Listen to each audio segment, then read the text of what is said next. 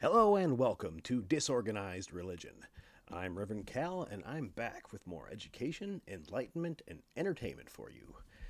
Now, some clarity. I'm not here to give you your daily uplifting message, promising some intangible reward, or worse, threatening some horrific punishment. It sure would make the message easier to deliver if I was warning you that it was going to rain fire unless you send me all your money. Actually, no, that's an idea for a different day. Why did I say that? But we're going to work on the going live thing.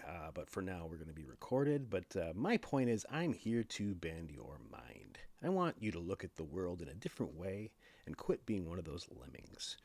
We have spent the past 20 centuries on this planet stumbling around blind, hoping to find answers, while true evil has run this world.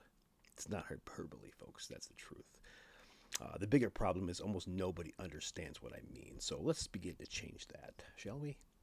We played around a little bit in the Old Testament last week, so this time I want to talk about the sequel, The Revenge of the Jews, or the New Testament if you want to be boring. I call it The Revenge of the Jews. But it tells us the story of a wise rabbi named Yeshua. His name wasn't Jesus because Aramaic didn't even have the J sound. Yeshua was a fairly common name back then. The guy who took over for Moses, his name was Yeshua. Same name. But that guy, we know his name is Joshua. So I wondered why Jesus got his own translation, and I found out. The New Testament was first written into Greek before it was translated into Latin, while the OT was written right from Hebrew to Latin. So in Greek, the name Yeshua translated to Jesus, and then in Latin, it became Jesus. So if Jesus returns today, you should probably call him Josh. I'm assuming he's informal. So where was I going with this story? So Josh was a wise rabbi. Let's just call him Jesus to limit the blasphemy. So there are all kinds of stories of his life in the book, but the main theme is he turned the other cheek. You couldn't faze him.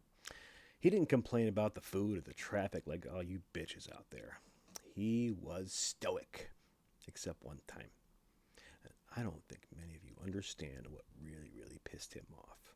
For those of you who didn't sleep through 18 years of church, like I did, you know the story of the cleansing of the temple. So Jesus loses his shit.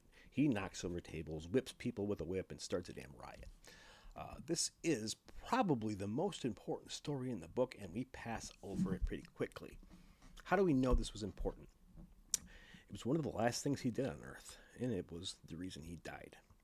This was why he was arrested and why he was put on trial, because he started a riot in the temple.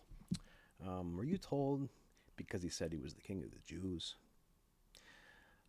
Maybe, but I know you were told that he died because of something you did before you were born. Now, I'm not one for blasphemy, but it's embarrassing that we believe such a steaming load of bullshit.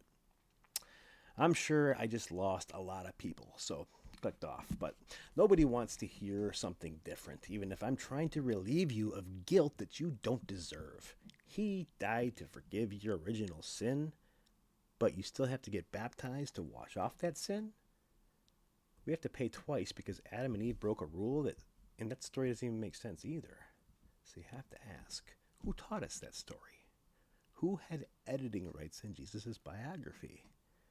Also, who's ultimately responsible for killing him? The answer is Rome for all of the above. The Romans executed him, and they managed to blame both the Jews and you personally. Let's look at this little riot that he started before, and maybe we can begin to understand. Now, you've heard the money changers. The money changers were operating in the temple, and that pissed them off. Why? If you thought he was angry that commerce was being done there, you fell for it. That didn't bother him. I mean, maybe it bothered him, but it didn't bother him to this extent. What was it, though? You turned my father's house into a den of thieves. A den of thieves. What does he mean by a den of thieves? So if you read the story very carefully, there is one detail in there that he left to tell us. See, people in his day, they understood this story because of one animal they were selling in the temple. Just to save you the effort of looking it up, he attacked the money changers and those selling pigeons. Now, that story is going to be unfamiliar to folks in the 21st century, but someone in the 0th century, was it the first? It was the first. That's right, because it's the 21st. Okay. Back in the 1st century, Jews were required to sacrifice animals when they got to the temple. Pretty damn barbaric, but them's the rules.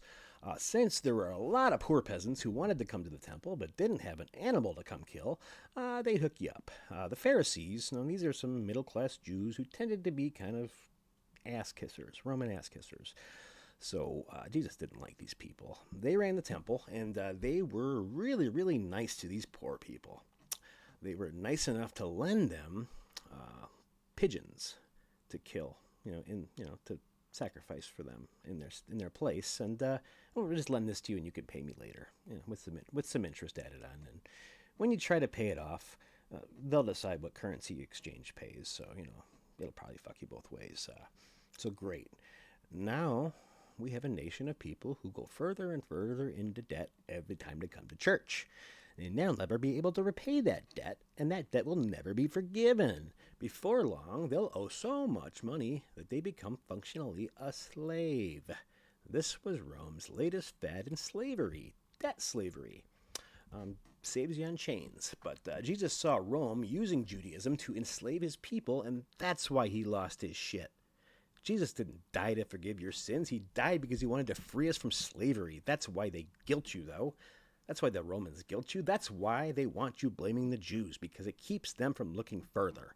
It keeps you from really looking. It's like when the real killers planted OJ's glove at the crime scene, the cops stopped looking for the real killers. I was just seeing if you were awake out there. Quit being so serious. The organized church won't teach you this stuff because they don't want you to be free. Their only weapon is ignorance, and guilt, too. Question everything, folks. Never quit growing, and prepare yourself, because the time is now, because we might not get another chance to kill the beast. Okay, I'm being cryptic and probably a little bit scary here, but I need to explain some more stuff before you understand what we're up against. I think you know deep down, but you can't really name it. I'm going to call it the beast. We'll spend a lot of time talking about the beast and the form he has taken in this world. But that's all the time I have for you today. I have plenty more to explain, and we'll talk more about the beast and what I mean soon. But thank you for joining me. Send me all your money, and go in peace.